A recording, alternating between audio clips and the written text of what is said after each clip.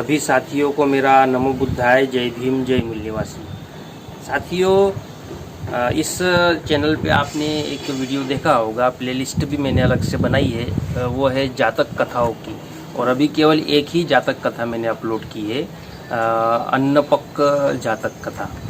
और मैंने जब जातक कथा का इंट्रोडक्शन का वीडियो बनाया था तब आप लोगों से कहा था कि जातक कथाएं केवल कथा नहीं बल्कि वर्तमान में इसकी प्रासंगिकता को भी हमने समझना चाहिए। तो उसी प्रासंगिकता को लेकर आज का ये वीडियो हम लोग बना रहे हैं। आज हम लोग इस बात को जानेंगे कि आखिर जो अन्नपक जातक कथा है, पहली जातक कथा है, यह आज के समय में कैसे रिलेटेड करती है। तो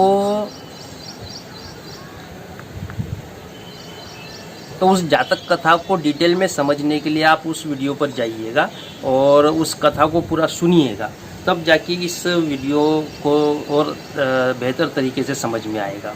लेकिन उस कथा को आधार बनाकर मैं आज के वर्तमान में आखिर जातक कथा की कैसी प्रासंगिकता है, इसके ऊपर मैं बात करना चाहूँगा। तो बात ये है कि जातक कथा में ये बताया था कि तथागत बुद्ध के पास में कुछ लोग मिलने के लिए आते हैं और तथागत बुद्ध उनको प्रवचन देते हैं। जब तक बुद्ध वहाँ 15 दिन 1 महीने तक रहते हैं तब तक लोग जो है वहाँ आते हैं, बुद्ध के प्रवचन सुनते हैं, बुद्ध की तारीफ करते हैं, वाहवाही करते हैं। और फिर 1 आध महीने बाद तथागत बुद्ध जब वहाँ से निकलकर दूसरे जगह पर चले जाते हैं, तो वो जो लोग बुद्ध के प्रवचन सुनने आते थे, वाहवाही करते थे, वो बुद्ध के चले जाने के बाद फिर वापस देवदत्त के पास चले जाते हैं, यानी बुद्ध को छोड़ देते हैं, फिर वो दूसरे के पास चले जाते हैं। तो इस घटना पर ये क्या कहते हैं, जातक कथा है। तो ये जो है जब ये घटना हुई और तथागत बुद्ध जब वापस आए और उनको बताया गया कि वो तो चले गए आपको छोड़ के किसी और के पास, और फिर जब बुद्ध आए तो फिर वो वापस आए, आने के बाद फिर वो वापस आए। तो ये जो घटनाक्रम हुआ, इसको फिर बुद्ध ने एक्सप्लेन किया कि हम लोगों ने कुशल नेतृत्व का ही साथ देना चाहिए, कुशल नेतृत्व का। अब ये आज के समय में कैसे लागू होता है, मैं प्रैक्टिकली आपको बता रहा हूँ कि वामन मेश्राम जी जिस जिले में जाते हैं अपना कार्यक्रम करने के लिए, तो चूँकि अब वामन मेश्राम जी एक शख्सियत बन गए हैं बहुजन समाज की, मूल निवासी नायक, उन्हें समाज जो है मूल निवासी नायक कहता है। जैसे मान्यवर काशीराम साहब को बहुजन नायक कहते हैं, तो वामन मेश्राम जी को मूल निवासी नायक ऐसा कहना शुरू कर दिया गया है, तो एक विशेष शख्सियत बन गए। तो जब मेश्राम साहब जिस जिले में या जिस एरिया में जाते हैं, तो मैंने भी उनके कार्यक्रम लिए थे जब मैं पूर्णकालीन प्रचारक था।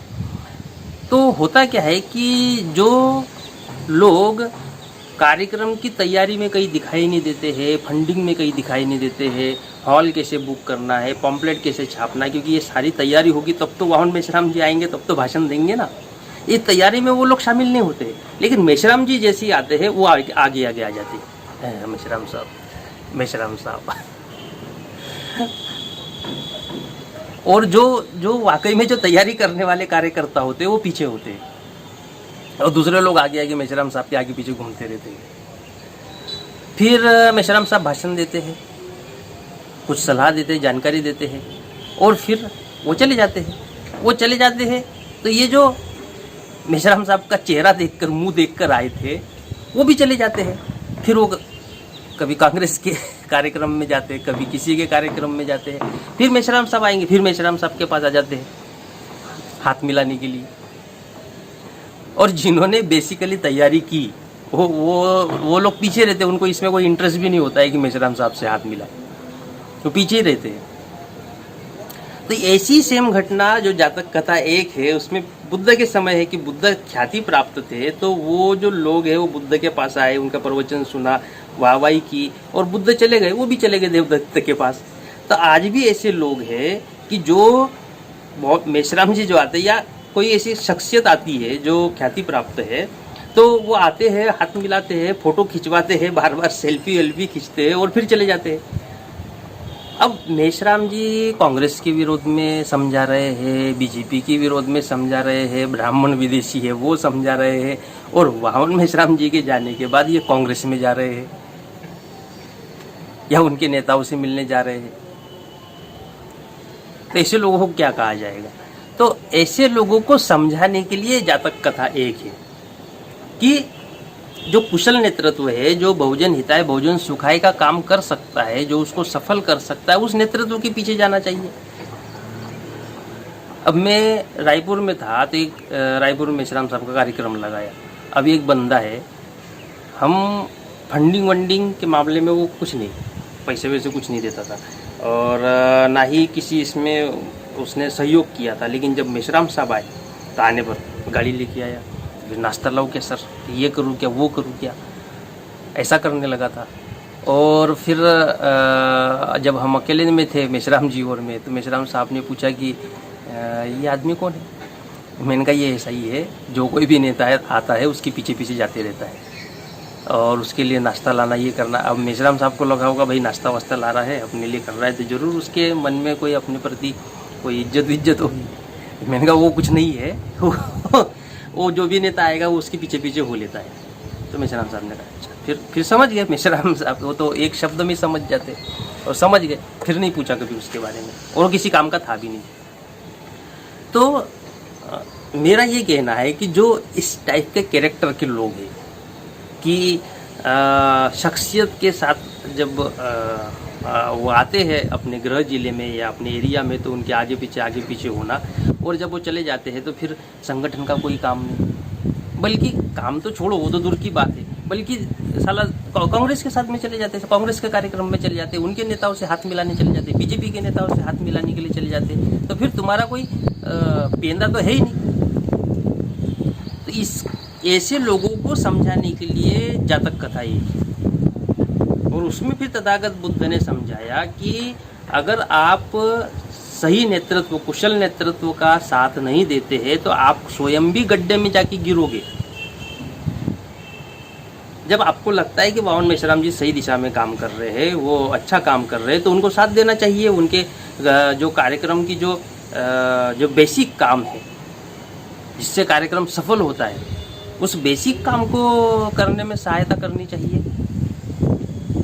तब तो सफलता मिलेगी।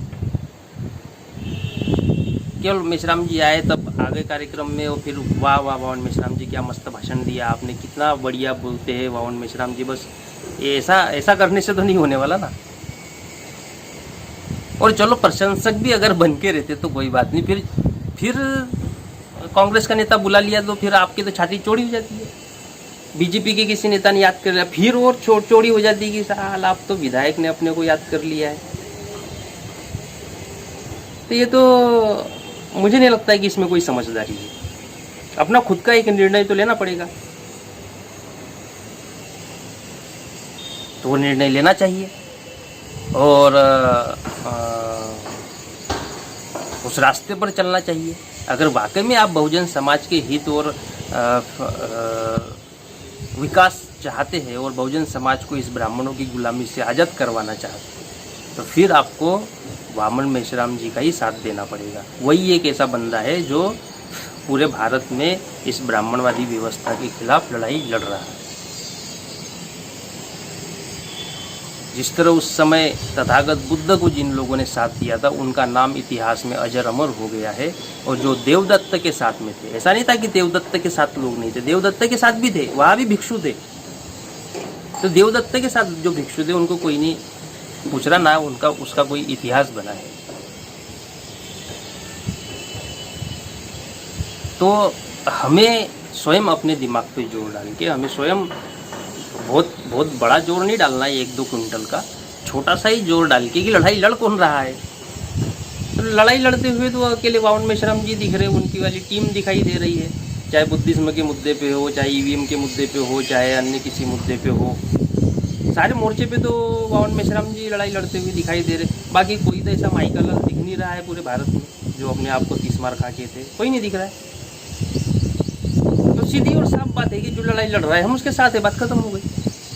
फालतू झंझट में पड़ना कि उसके साथ भी, उधर भी, इधर भी, फालतू की झंझट है वो। हाँ, कल को अगर वावन मेश्राम जी लड़ाई नहीं लड़ेंगे बेशक आप छोड़ दीजिएगा, लेकिन जब लड़ाई लड़ रहे हैं तो साथ देना चाहिए। अच्छा, जो लड़ाई लड़ रहा है उसको साथ नहीं दोगे तो दोगे किसको? ये भी प्रश्न है कि मान लो कि वावन मेश्राम को साथ, फिर देना किसको है? वावन मेश्राम को नहीं देना तो जो लड़ नहीं रहा उसको साथ देखिए, उसको साथ की, तुम्हारे साथ की जरूरत ही क्या है? जो लड़ाई लड़ रहा है उसे तुम्हारी साथ की जरूरत है ना। जो लड़ ही नहीं रहा उसको तुम्हारे साथ की क्या गरज है? और तुम्हारी इम्पोर्टेंसी क्यों वो समझेगा, तुम्हें इम्पोर्टेंट क्यों मानेगा? जो लड़ाई लड़ रहा है उसे जन समर्थन की आवश्यकता है, उसे लोगों की, कार्यकर्ताओं की आवश्यकता है, वो आपकी इम्पोर्टेंसी समझेगा। जो ऑलरेडी नेता बना हुआ है, विधायक है, सांसद है, उसको समाज की लड़ाई लड़ने से कोई लेना देना नहीं, समाज के विकास से कोई लेना देना नहीं है, वो आपको क्यों वैल्यू देगा?